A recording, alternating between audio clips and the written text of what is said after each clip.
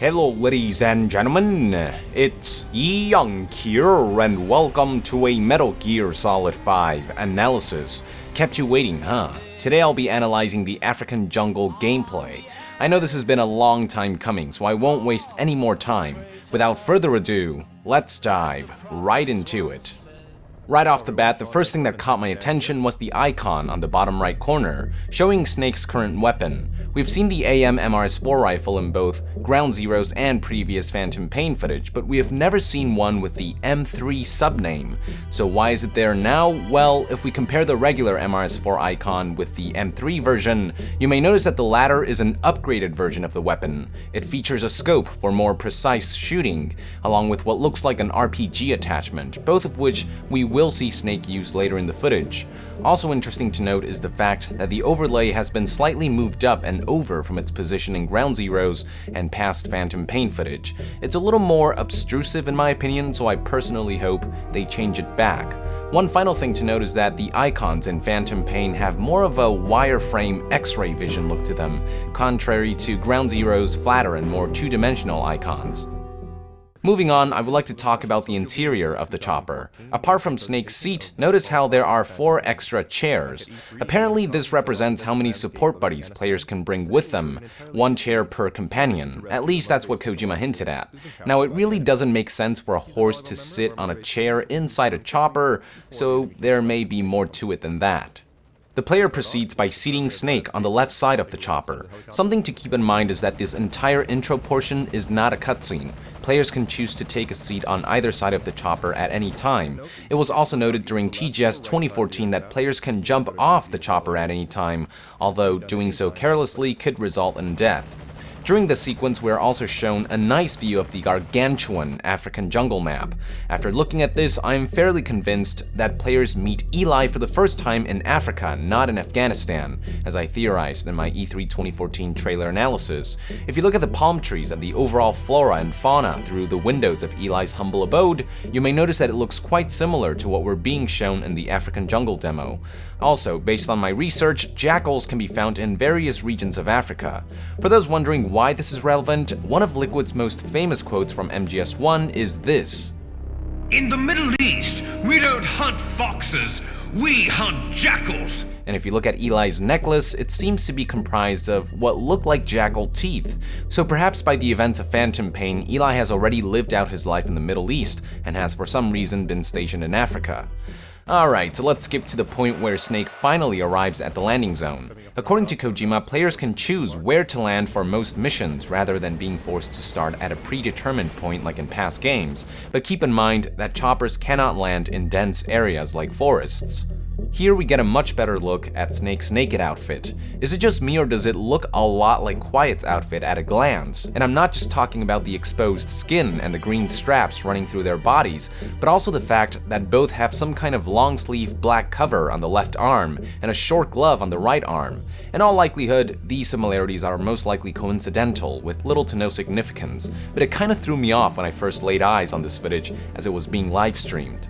From the back, the biggest difference that I noticed about this naked outfit compared to the ones in past games are all these black straps. From what I can see, these straps are used to keep Snake's left arm cover in place, as noted by the fact that they connect to the front of the arm cover. Another difference, this one more minor, is that the back part of the green straps now have a vertical strap running from where the X shape intersects all the way down. In past games it was just an X shape. But for the most part, the naked outfit in Phantom Pain is quite similar to the one found in Peace Walker. After the chopper leaves, the player brings up his action commands. A new command, assigned towards the down input of the right analog stick, is what's called sonar, which uses a piece of gear called the pin radar to detect any signs of life, whether it be animals or humans. We'll see more of it later on. The support buddy commands for the horse on the right should be familiar for those who've watched past MGS5 footage, so I'll skip that. The command on the top is still knock, confirming that this function is not specific to the red arm. Rather, it's a universal feature that will be available for every prosthetic arm, including the stun arm that Snake currently has equipped. Using the menu, the player proceeds by calling the horse, which doesn't seem to be the best support buddy to have in dense areas with rough terrain like the African jungle. And yes folks, as I theorized before, the horse is indeed one of many support buddies. All support buddies will be marked on the map by this green diamond dog icon, as you will see later on with Quiet. Moving on, here we are shown the latest build of the iDroid. It's largely similar to the one we have seen in past Phantom Pain footage, but there are two key differences. The first is the addition of the R1 prompt, which when pressed, will show mission info according to the description. Kojima has already confirmed that players will be able to take on new missions without having to go back to Mother Base, similar to an open world RPG, so this button will likely allow players to see more information on their current active mission. The second key difference is the addition of these arrows on the top and bottom of the X button prompt, indicating that there are more commands that can be selected apart from place remove marker. I will put a pin on this for now since we'll see this in action later. As the player pans around, we are shown just how immense this map is. By looking at the borders of the map, it becomes clear just how much more surface area there is to this map than what this demo shows. Kojima even stated during TGS 2014 that without the iDroid and the ability to place markers on the map, players would likely get lost. We also get to see the name of one of the areas found in this map, Lufwa Valley. Many have suggested that this could be indication that Snake is currently somewhere in Congo, since the country houses a real-life location called Lufwa Congolo. Like Phantom Pain's African jungle map, Lufwa Congolo is also a heavily forested area, although the latter does look a lot more dense in terms of vegetation. Now, another possibility is that this African location is South Africa, and I'll talk about why in a later portion of the footage. After looking at the map, the player Fultons the horse back to base, deciding to take a shortcut to his target objective on foot. To do so, he goes into the buddy option within the support buddy menu under the menu tab. We got a very brief glimpse of the buddy option in the Gamescom 2014 demo, but this is the first time we actually get to see what's inside. The options are Quiet Scout, Quiet Attack, and Dismiss D-Horse. At this point in the game, these two are likely the only support buddies that the player has. I'm also assuming that the content of the menu depends on who the player brings with them into a mission. My theory is that players will have various support buddies to choose from, and of those, up to 4 can be brought in at a time, as hinted by Kojima. And depending on who the player brings, I believe the contents of the support buddy submenu will change accordingly. So if players also bring DD with them, my theory is that the buddy options for DD will be added into the menu as well. Anyway, the player uses the dismiss command to send D-Horse back to Mother Base. The game will notify players when a support buddy is successfully dismissed. Now, I wonder what happens if players dismiss support buddies during rough weather like the sandstorms in Afghanistan. Will this put their lives at risk, or will the game automatically disable the function during these situations? The player then dives right back into the support menu again, this time to have a sneaking suit delivered. If you compare this menu to the one seen in past footage, you may notice that the menu has been streamlined. Before, the menu was composed of bullets/suppressors, primary weapons, secondary weapons, support weapons, items, and tools. Now the menu only features 3 options: bullets/suppressors, weapons, and gadgets. The new weapons option likely condenses all the weapon types from before into one menu, while the gadgets option combines the items option and the tools option into one. We are then shown what the gadgets option looks like. For some reason, it's labeled equipment here at the top instead of gadgets, but this will likely be rectified in the final build of the game.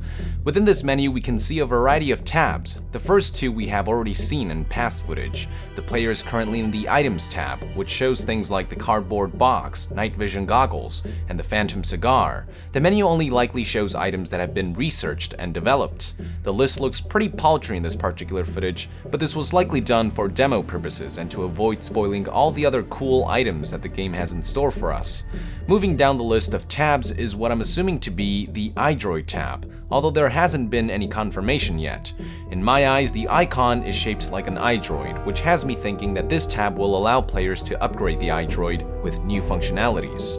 Next, let's take a look at the latter 2 tabs, which are new to this footage. The first one resembles Snake's prosthetic arm, so I think it's safe to assume that this is where players can choose a prosthetic arm they would like to have delivered. In other words, it seems as though it's possible to change prosthetics in the field. The other one is the suit tab, which allows players to choose a suit they would like to have delivered. For this particular playthrough, the player has only researched and developed the tiger stripe suit and the sneaking suit. The former's description states that it's a standard combat fatigues, aka battle dress, with a tiger stripe camo pattern. Wear on rocky surfaces to blend in, making it harder for the enemy to spot you. Now, from what I've seen, it seems highly unlikely that there will be any kind of camo index, so it looks like players will have to rely on their instincts when it comes to which camo is best for what particular situation. One more thing to note about the tiger stripe suit is that unlocking it costs 200 GMP, unlike the sneaking suit, which costs 1300 GMP.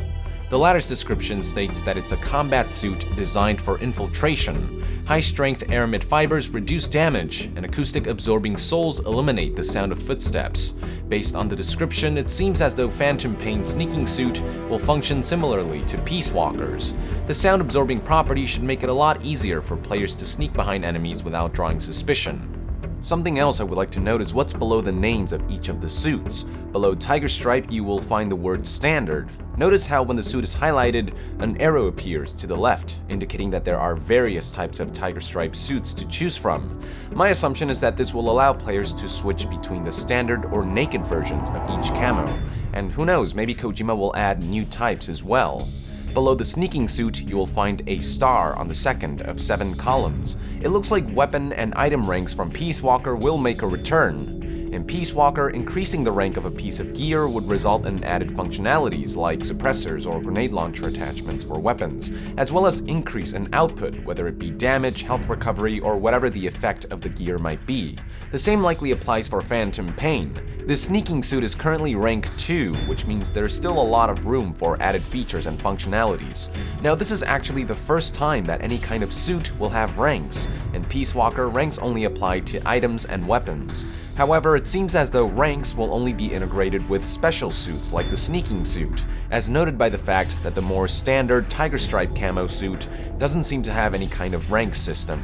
One final thing I would like to point out is that the maximum rank has been increased from Peace Walker's 5 to 7, which means there's a lot more possibilities when it comes to weapons, items, and gear upgrades and development. After choosing a location for his supply drop, which costs 1800 GMP, the player proceeds by showing off another one of Snake's new abilities, rock climbing. Surfaces that can be climbed in such a fashion will display this icon for the triangle button prompt. During rock climbing, Snake seems quite vulnerable, so it's probably not something you want to do when there are enemies chasing you. Now, anytime Snake stands still, the X button prompt appears, indicating that players can drop down at any moment. Eventually, Snake finally makes it to the top, where the supply drop is waiting for him. As you can see, switching in and out between costumes is no longer an instantaneous process like it was in MGS3. It now requires time and resources. I think this is a more realistic approach to suit changing, as it encourages players to plan ahead of time, since with this system, it would be impractical to switch between suits in the middle of an infiltration.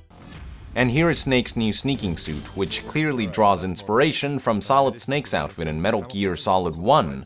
I've talked enough about this sneaking suit in past videos, so I won't talk too much about it. Something that I did notice is that the suit that Snake wears no longer seems to make a difference in terms of how many weapons or items players can carry, like in Peace Walker. If we compare the weapons and item slot from this gameplay footage to the Sony livestream version, in which the player played just using the naked outfit, you can see that regardless of which outfit, Snake can carry the same amount of items and weapons. Do keep in mind that this is a demonstration build, and this could change in the final version of the game. The player then continues to climb the cliff until he reaches the top, from which we are shown an incredible view of a section of the map. For the most part, anything players can see they can reach, so expect to be going to that end of the map for certain missions. The player then proceeds into the jungle. Something to note about the jungle is that, unlike the wide open Afghanistan desert, it will provide a lot more obstacles for players to take advantage of as hiding places, but in return, players will have a much tougher time spotting and tagging enemies with all the flora and fauna in the way. Fortunately, players will eventually be able to research and develop what's called the pin radar, which we get to see the player use right here. Using the command results in Snake striking the ground, emitting a holographic shockwave, which momentarily marks all living creatures within Snake's vicinity. Marked targets could be anything from animals to humans. Something to keep in mind when using this item is that, according to Kojima, it does make sound when used, so it is ill-advised to use this gear in the middle of enemy territory. Something else I would like to note about this moment is the Action Commands menu, which no longer has any support buddy commands on the right. Since Snake Fultoned his horse back to base, the only support buddy in the field at the time, it's only natural that the support buddy section of the menu is now vacant. Moving on, we are shown a returning gear from Peace Walker, the Analyzer. Unlike in Peace Walker, the Analyzer is no longer a separate item. It is now an upgrade for the binoculars. So yes, folks, even the binoculars will be upgradable through the R&D unit. In past games, the binoculars had rare uses, but in Phantom Pain, I think it's safe to expect that players will be relying on it heavily due to its many functionalities, from tagging to analyzing. Now, if we look at the stats from the Analyzer here, you can see that they are the same as the ones found in previous footage. Unfortunately, the identity of this unit remains a mystery, but I have theorized in past footage that it could be the Mother Base Construction Unit or the Mother Base Defense Unit. For the former, the theory is that the higher the stats, the more struts and structures can be built, and the more Mother Base can expand. For the latter, the theory is that the higher the stats, the higher Mother Base's defense will be against enemy invaders. What I am sure of is that it has something to do with Mother Base, as noted by the fact that the unit symbol has the same hexagonal symbol as the Mother Base option found in the menu tab. Using the Analyzer, the player deems these men worthy of joining Mother Base and proceeds by planning a way to stealthily kidnap them. He begins by drawing his tranquilizer gun. Something interesting to note about the description is that the words low durability is written next to suppressor. This is likely indication that players will be able to upgrade their weapon suppressors through their Mother Base's R&D unit. After unsuccessfully attempting to knock out one of the guards, the player brings up the support weapons menu, showing that players can now carry up to 8 of these instead of the previous 4. The same also applies for the items menu. However, Snake still seems to be limited to 1 primary weapon and 1 secondary weapon, although it's possible this can change if Kojima brings back the battle dress from Peace Walker, which will perhaps allow players to carry an extra primary weapon and an extra secondary weapon. Anyways, the player proceeds by using yet another new item, the active Decoys. According to its description, this item will deploy a humanoid diversionary balloon that also plays voice clips through a built-in speaker. So far, we have only seen 2 types of balloons, one of Snake and one of PT's Lisa. My assumption is that there will be various other options to choose from as well, each with their own unique dialogue. Perhaps players will also be able to equip their active decoys with female models to keep male guards distracted. Taking advantage of the active decoy's distraction, the player knocks out both guards and sends them back to base. Interesting to note is the language that the 2 soldiers speak. According to what people are saying online, they are speaking what's called Afrikaans, which is a West Germanic language of Dutch origin that is considered to be the official language of South Africa. I mentioned before how there are some who argue that Snake is currently located in the Congo due to the Lufwa Valley area name. But if these 2 men really are speaking Afrikaans, I would argue that it's more likely that Snake is somewhere in South Africa, which is where Outer Heaven from Metal Gear 1 is eventually built, especially when you consider that Congo's official language is French. Another thing to consider is that one of the soldiers here is white, and correct me if I'm wrong, but South Africa is one of few African countries with a sizable amount of native white men. What are your thoughts? Is Snake in Congo or in South Africa? Let us know in the comments below.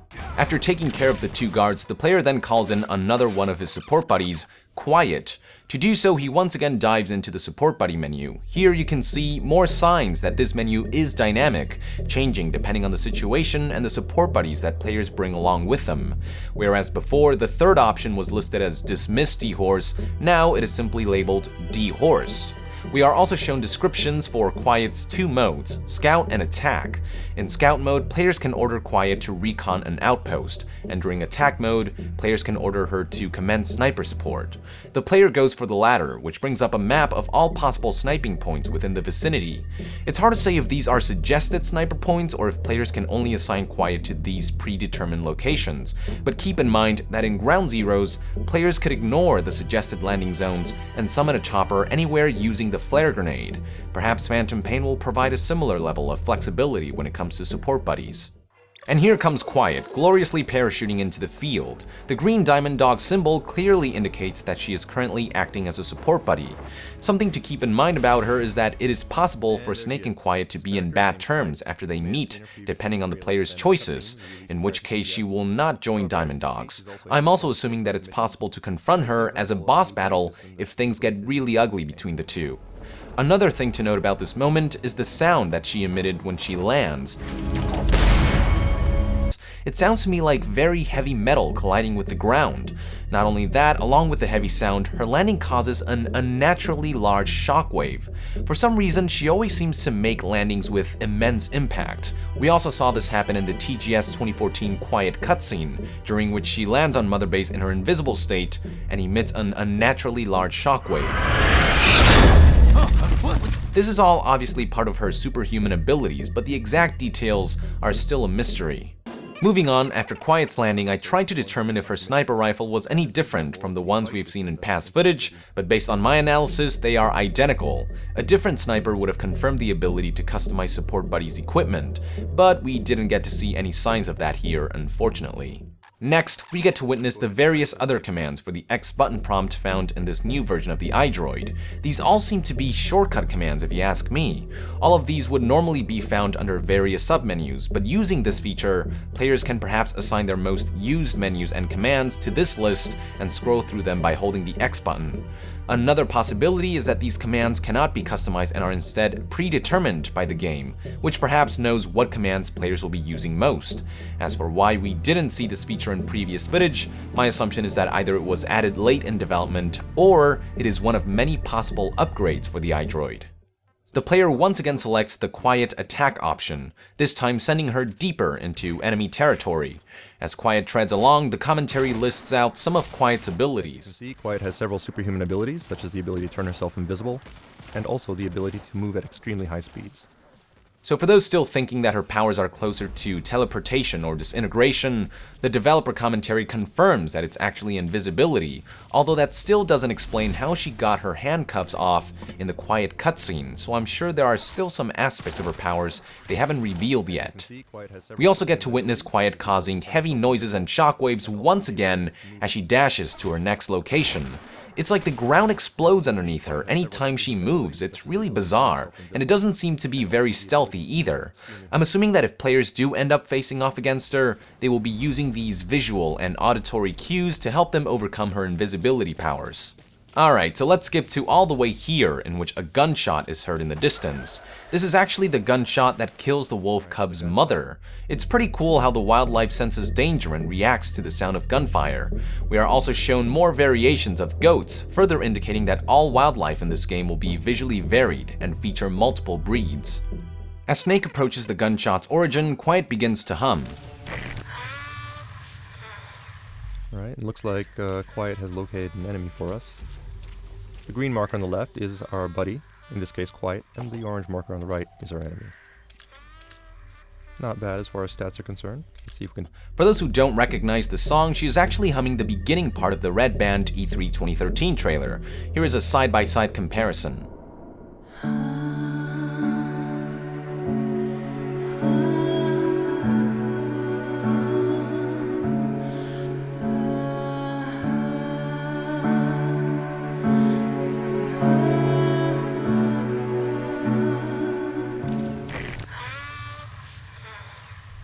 It looks like Quiet has located an enemy for us. The green marker on the left is our buddy, in this case Quiet, and the orange marker on the right is our enemy. Not bad as far as stats are concerned. Let's see if we can... Quiet will hum this tune whenever she is in position and ready for her next command. And yes, folks, Quiet isn't completely mute. She will still be humming, grunting, moaning, and perhaps even laughing or yelling. This is further indication that her muteness isn't some kind of condition she was born with, since most true mutes would not be able to hum or make any noise for that matter due to deficiencies with their vocal cords. Rather, her muteness was likely inflicted sometime during her life. The most popular assumption is that her tongue was cut off, which is what I'm theorizing as well, considering that a big theme of Phantom Pain is lost limbs and the phantom pain that comes from that. Also keep in mind that her title card states that she is a sniper deprived of her words, and you can't deprive someone of something they didn't have in the first place. As the player treads along, something I would like to point out is that Quiet's sniper laser is green instead of the usual red. Many people are assuming that the individual pointing a sniper at Snake in this shot of the E3 2014 trailer is none other than Quiet, but if that were her, wouldn't the laser be green instead of red? I mean, of course, it's always possible that laser color is something that can be customized by the player, or something that changes as the story progresses, but until we get confirmation, I'm going to assume that this individual is not Quiet on the basis that the laser color doesn't match. After taking care of one of the guards, Snake is soon spotted by another, but detection is quickly avoided thanks to the swift partnership between Snake and Quiet. It seems as though Quiet's AI will have some automatic functions as well, such as shooting any targets in her line of sight to detect Snake. Moving along, we are shown more of the game's dynamic weather. Like the sandstorms of Afghanistan, the African jungle's rainstorms are a double-edged sword.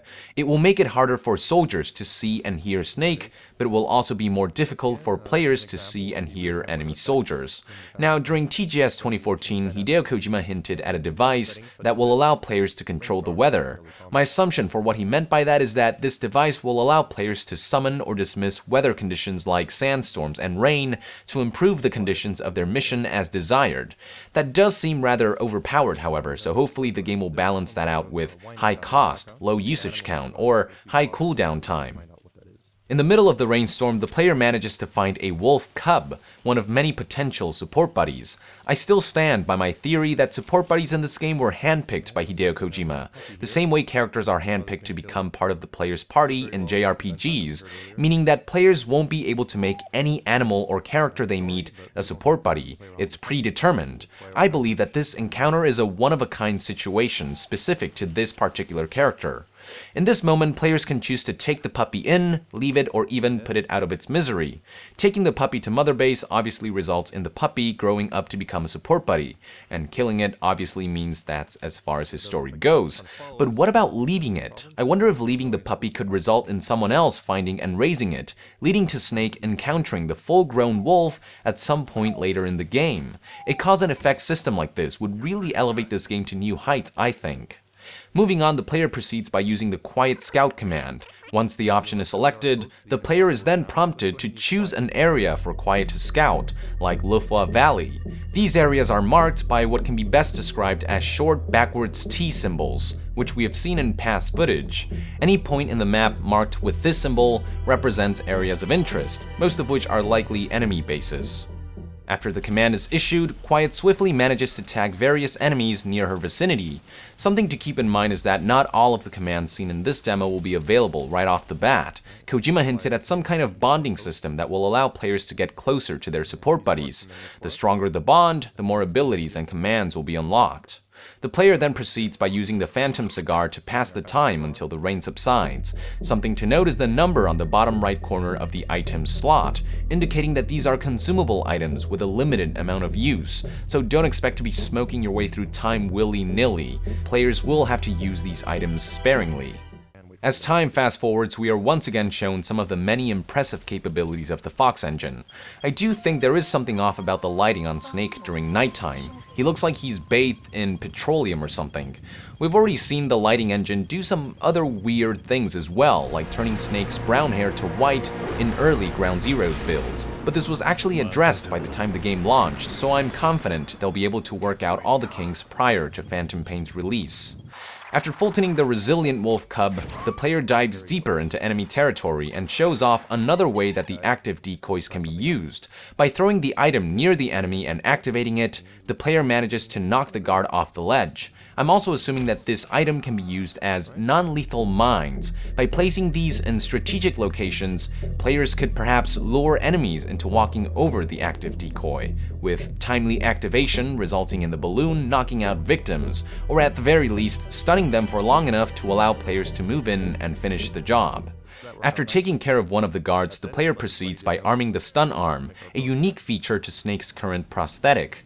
According to its description, it is a myoelectric arm prosthesis designed specifically for Snake, and it is capable of delivering a high-voltage 120-volt electric shock to incapacitate targets, and it features an upgradable battery.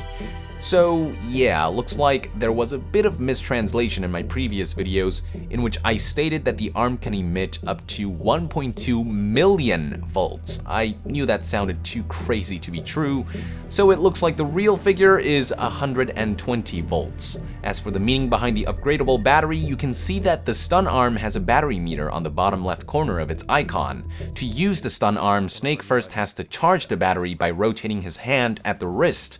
I would imagine that upgrading the battery likely results in faster charge times. Now, interesting to note is that once Snake uses the stun arm, the battery meter disappears, suggesting that the battery was depleted. But this is a temporary effect. After a certain amount of cooldown time, the battery meter will reappear, as you can see in this later portion of the footage.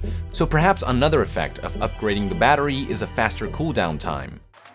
We are then shown Snake using the scope on the M3 model of the MRS-4 rifle for the first time. To use the scope, players simply have to go into first-person view mode, which can be done by taking aim and then hitting the R1 button.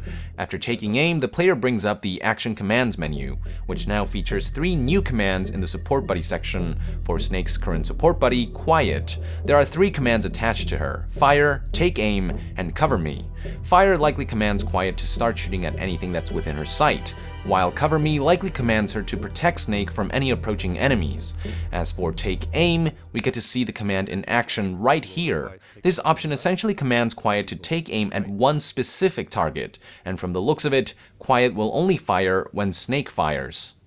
Eventually, the player finally manages to reach his target, but the rescue mission is soon thwarted by one of the guards. New to Phantom Pain is the enemy's ability to shoot down Fulton balloons. Expected to be a lot more difficult to Fulton people back to base in a hostile situation compared to Peace Walker. Unfortunately for the player, he is detected by multiple guards at a time, making the alert phase inevitable. Now, in this scene, something I would like to point out is what looks like some kind of villa or a mansion. In all likelihood, players will be able to seamlessly go inside and explore the building's interior in its entirety. But what is the purpose of the villa? Who does it belong to? One possibility that I can think of is that this villa belongs to an African warlord who became rich by using slaves to retrieve diamonds for him. Kojima did confirm a while back that blood diamonds would somehow come into play in Phantom Pain's story, and this right here could be a glimpse of that. If it does belong to a warlord, you can expect this house to be heavily fortified. But who knows, I could be way off. If you have any better theories, be sure to let our nation know in the comments below. To slow down enemy soldiers, the player proceeds by using the grenade launcher on the M3 version of the MRS-4 rifle to blow up the bridge. Like in Ground Zeroes, players can instantly switch back and forth between barrels at the touch of the triangle button. Moving on, after the player successfully rescues the POW, we are shown that Quiet can not only run really fast, but also jump very high. Something else I would like to point out is that Quiet's AI smartly adapts to the situation.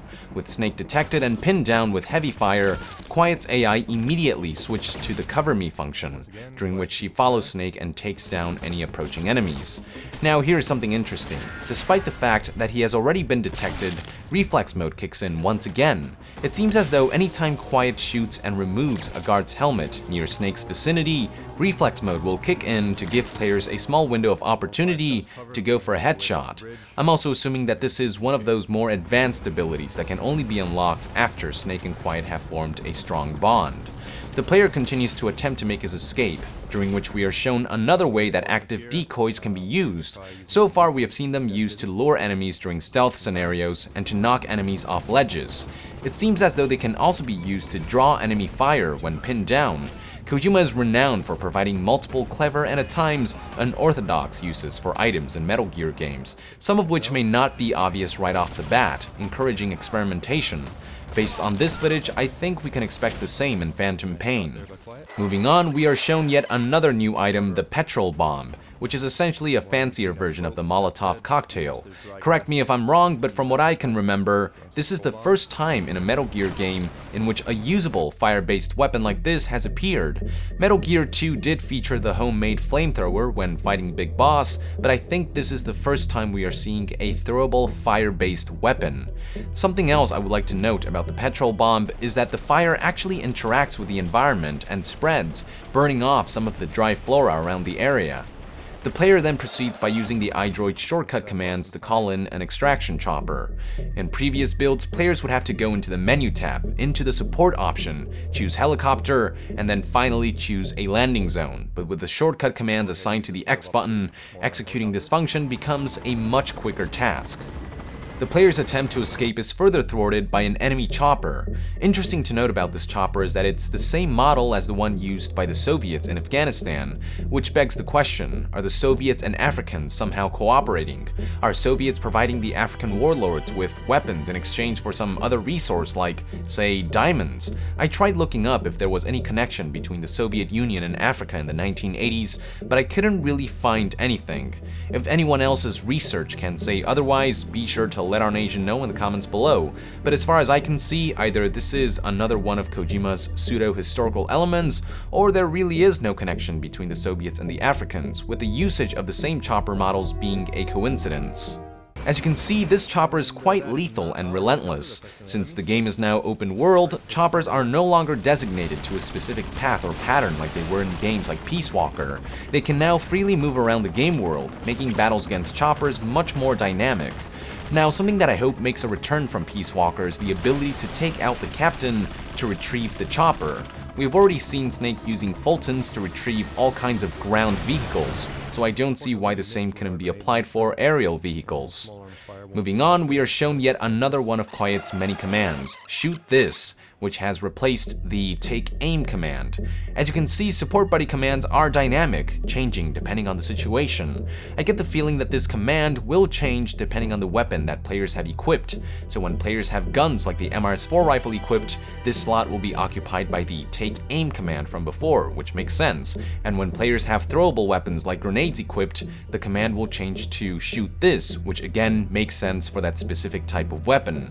In other words, it seems as though some support buddies may interact differently with Snake depending on the items and weapons that players equip. Another example of dynamic support buddy commands is the bottommost option, Seize Cover, which was previously labeled Cover Me.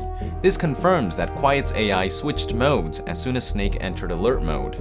Using the command, the player manages to use Quiet's sniping abilities to change the trajectory of the grenade towards the chopper. Notice how choppers in Phantom Pain take a lot less to take down than the ones in Peace Walker, since these vehicles are no longer boss battles. They are now part of enemy patrol. From this point forward, there's actually not much else to analyze. The footage itself is pretty self-explanatory, showing the player successfully escaping hostile territory. I did, however, notice that this extraction chopper has been equipped with what looks to me like some kind of railgun. This can actually be spotted in past Phantom Pain footage if you look closely, but it's something that I never really noticed until now. I don't think these come standard with all choppers, since there is also footage showing Diamond Dog's choppers without the railgun, meaning that the weapon will likely be a customization and upgrade feature. A chopper equipped with a railgun is certainly not a concept that I see very often, but hey, we have seen crazier stuff in the world of Metal Gear, so what the heck, I'll take it. The footage concludes with Snake and Quiet flying into the horizon after a successful mission. And with that, I would like to end this analysis, ladies and gentlemen. Thank you for tuning in. Be sure to let our nation know in the comments below if I made any mistakes or if you noticed anything that I didn't. And to be further updated on Metal Gear Solid 5, be sure to join the nation and subscribe to Young Yeah. I'll see you guys next time. Thank you very much, and Young out.